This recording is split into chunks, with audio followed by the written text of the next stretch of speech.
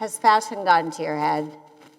All right, so let's just talk about it. You guys heard a little bit about me, but I think one of the things they didn't really talk about is The Real changed the perception of resale. We made it cool. Companies over $1 billion, I got it up to $1 billion, which is a lot.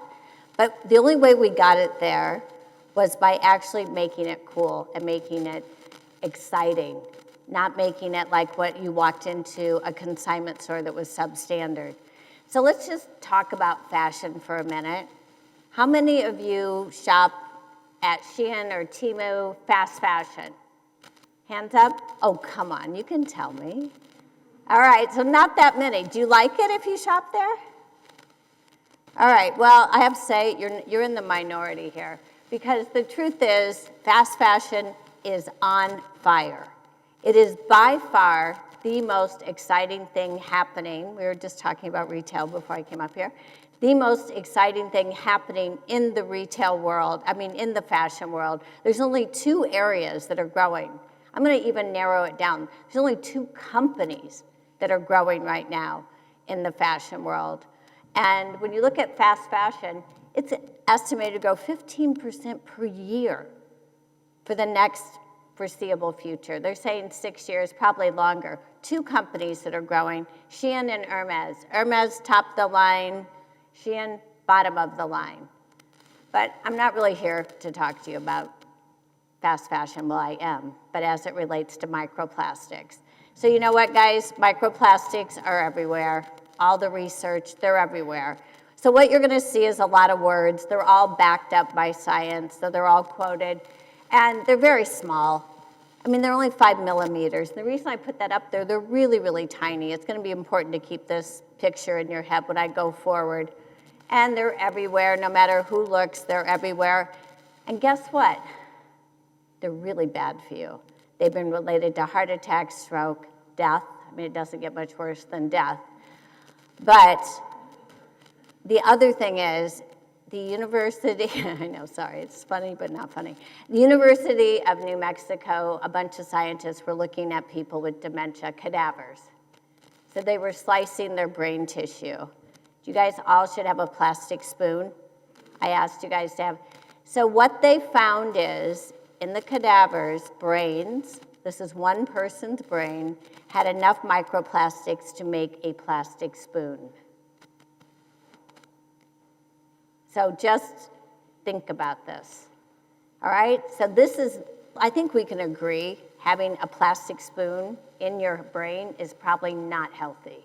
Now, what they will tell you is that they don't know the correlation between microplastics and dementia or health. But you know it's not good. And other people have done studies in mice, and their reproductive organs are shot one way or another due to microplastics. So where does this come from? This is actually, I'm going to focus on textiles because I know a lot about textiles, and it is the single biggest area, but you can see it's pretty splintered, but we're going to go deeper into textiles. Oops. Because almost 70% of all clothes are made of plastic. So if you're not wearing wool or cotton, you're probably wearing polyester, and you're probably wearing plastic. And what happens with that? Well, every second, a truckload of fashion goes into a landfill. So every second of every day, I'm going to be up here 10 minutes. You guys do the math. That's 600 truckloads going in there. All right? And the products don't break down because they're plastics. And when it comes down to it, fast fashion represents this is McKinsey and Company's estimate, up to 35% of all the ocean's microplastics, which means it's in your food. And guess who, one of the main drivers? It's Shein. Look at these numbers. There has not been one company since I've known retail that has grown this fast and probably done this much damage.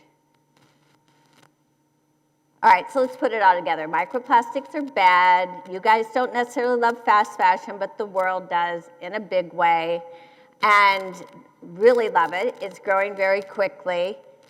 So I would say fashion probably has gone to your head, and it's probably not that healthy. So what can you do?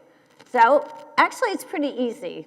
It's not a cure, but let's just start. The top 3 are all about fashion.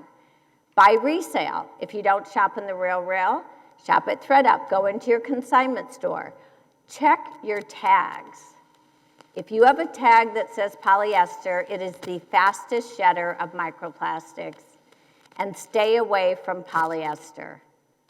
The other thing is, which is kind of gross, and I don't know if you know, the French just wanted people to stop washing their clothes as much because of microplastics. You really should not wash your clothes as much and wash them in cold water. Really hard to do if you're working out a lot. And then these are things that we've heard before, but you do need to eat limited seafood. You need to filter your water. Don't use single plastics, and don't microwave your plastic. And then the interesting thing is there's so much dust in people's homes due to shedding, mostly from fabrics, of microplastics.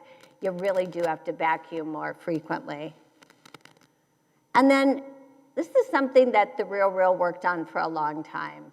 Fashion doesn't have a lot of restrictions. There are very few regulations that govern fashion. It is the number 3 or 4 biggest polluter in the world. The Real started under my watch of lobbying DC and telling people, telling the senators, the House of Representatives, what was going on in the fashion world, what we could do to help change things and set standards. And I would say get involved with your local government, get involved with your representatives in DC. You really do need to let people know what's going on. This is really, think about this. Take this home. You do not want this in your brain. And you know what? If you wear resale, you're going to look really good doing it. So that's it, and I appreciate your time. Thank you.